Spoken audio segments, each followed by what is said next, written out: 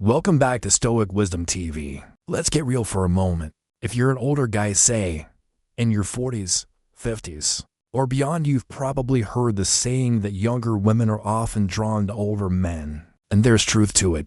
Qualities like experience, maturity, and stability give you a natural edge that younger guys often can't match. You've lived through enough to know who you are, and that kind of grounded confidence is magnetic. But here's the hard truth.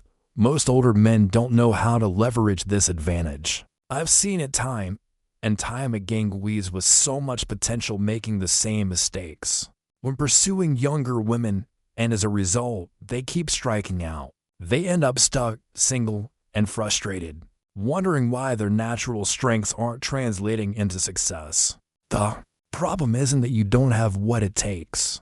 It's that the wrong moves can sabotage your chances, making you come across as insecure, inauthentic, or out of touch. When that happens, you don't just lose her interest, you miss the chance to show your true value.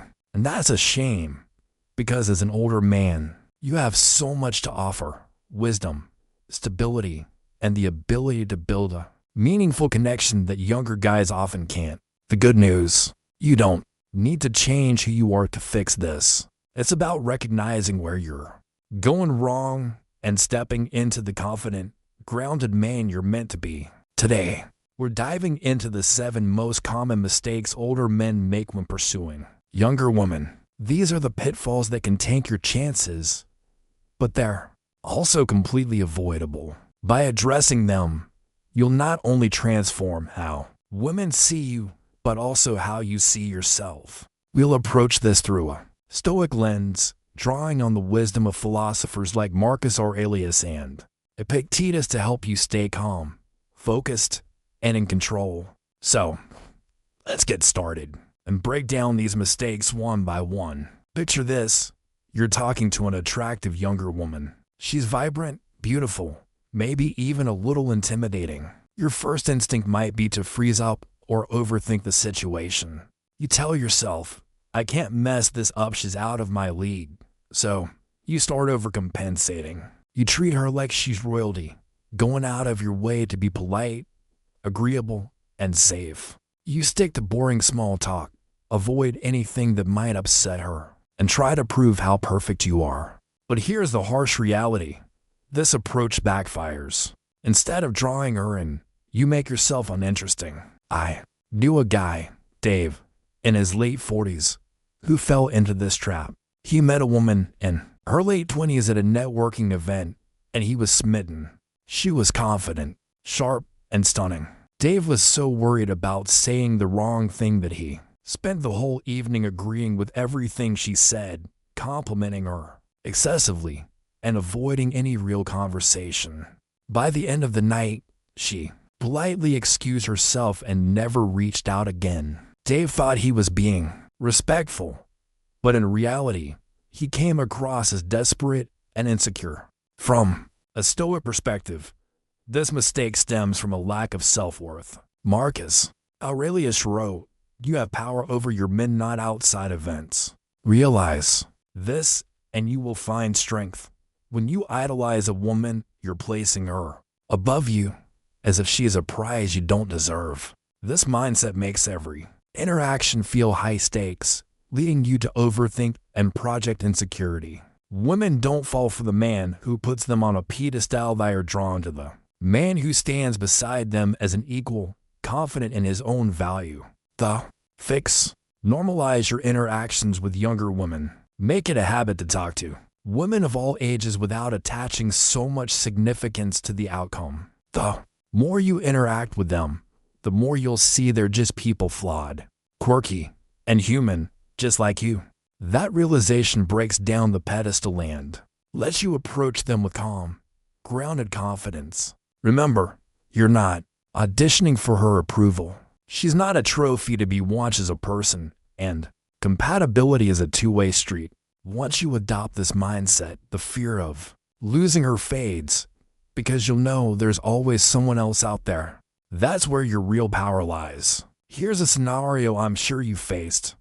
You're having a great conversation with a younger woman. The vibe is good, and then she asks, "So, How old are you? For many older men, this question triggers instant panic.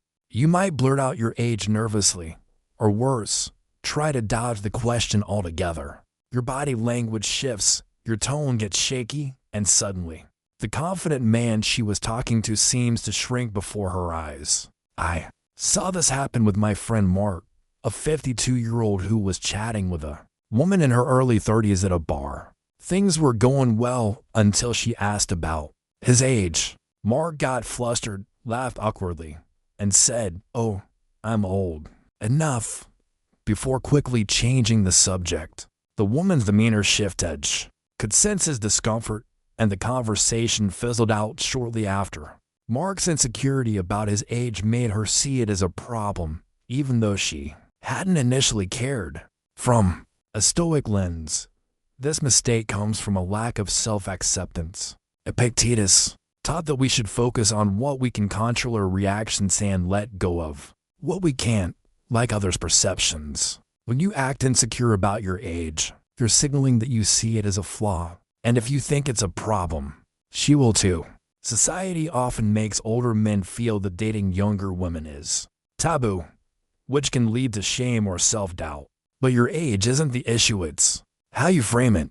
The solution is to own your age with confidence. The next time this question comes up, you have two options: playful or direct.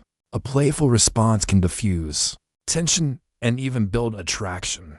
For example, you might say with a sly smile, "I'm probably too old for you to never work," or jokingly count on your fingers.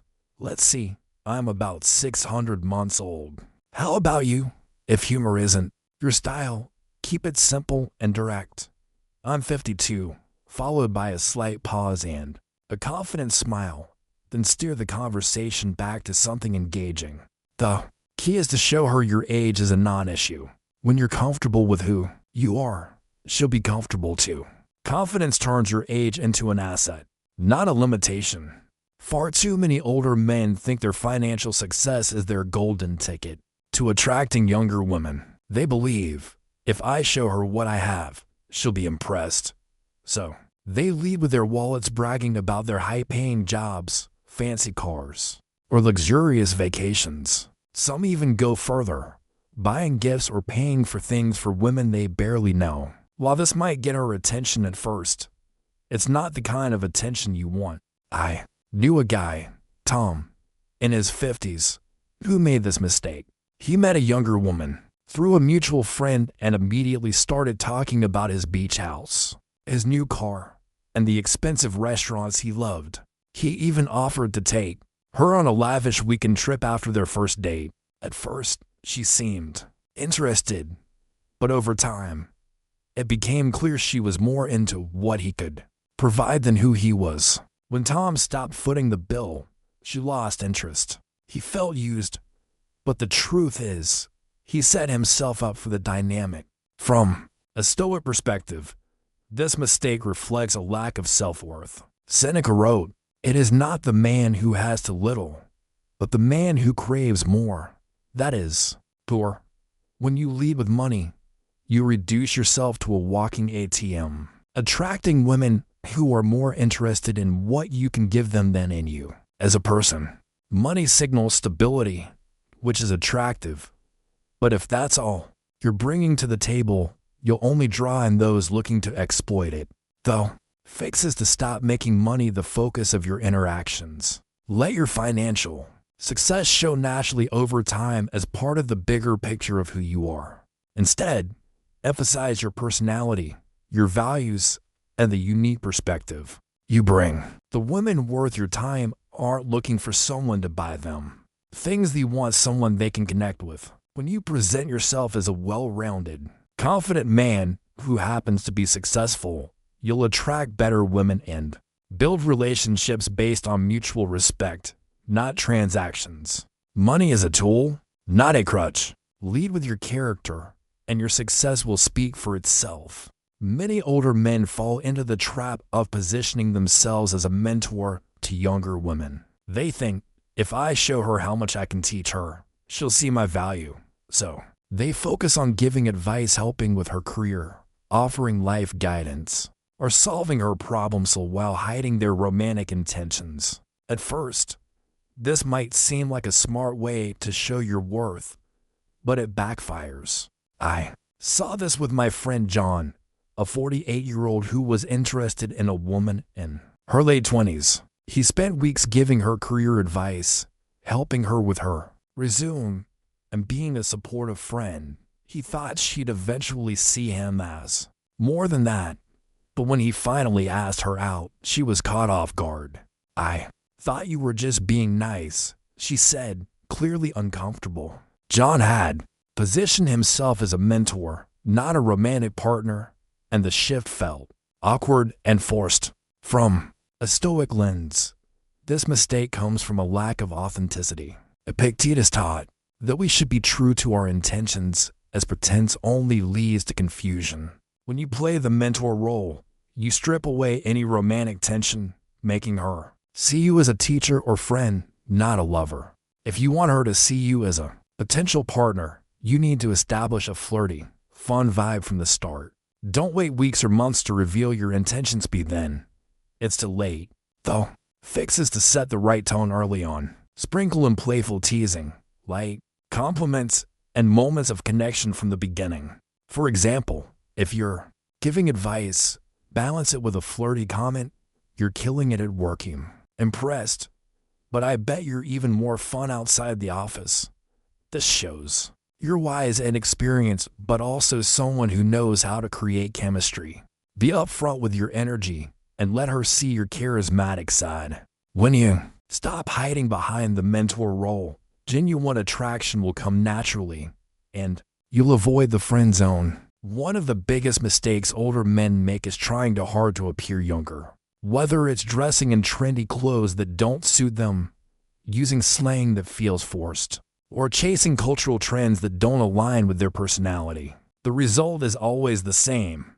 It looks unnatural and inauthentic. Younger women don't find this attractive. In fact, it often has the opposite effect. I knew a guy, Steve, in his 50s, who started wearing skinny jeans and sneakers to impress a younger woman he was dating. He even tried using slang like lit and vibe, which felt completely out of character. She ended up telling him she felt embarrassed for him and was trying so hard to fit in that he lost the confidence that had initially drawn her to him. From a Stoic perspective, this mistake stems from a lack of self-acceptance. Marcus Aurelius wrote, "Accept the things to which fate binds you, and love the people with whom fate brings you together.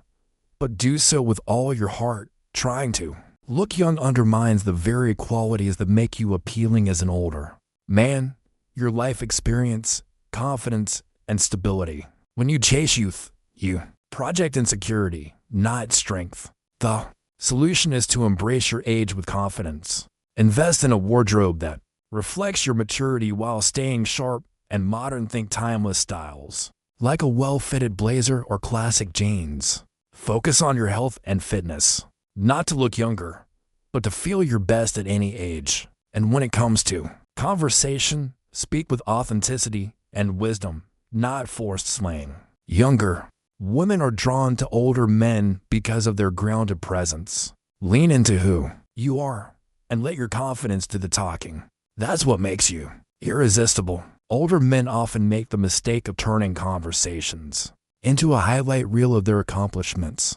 They think listing their career successes, educational background, or past achievements will impress a younger woman and make her see them as high value. While there's nothing wrong with being proud of what you've done, overloading the conversation with these details can backfire. I saw this with my friend Paul, a 55-year-old who went on a date with a woman in her 30s. He spent the entire evening talking about his successful business, his MBA, and the awards he'd won. He thought he was impressing her, but she later told a mutual friend she felt like she was at a job interview, not a date. Paul came across as self-absorbed, and the connection never developed. From a Stoic lens, this mistake reflects a need for validation.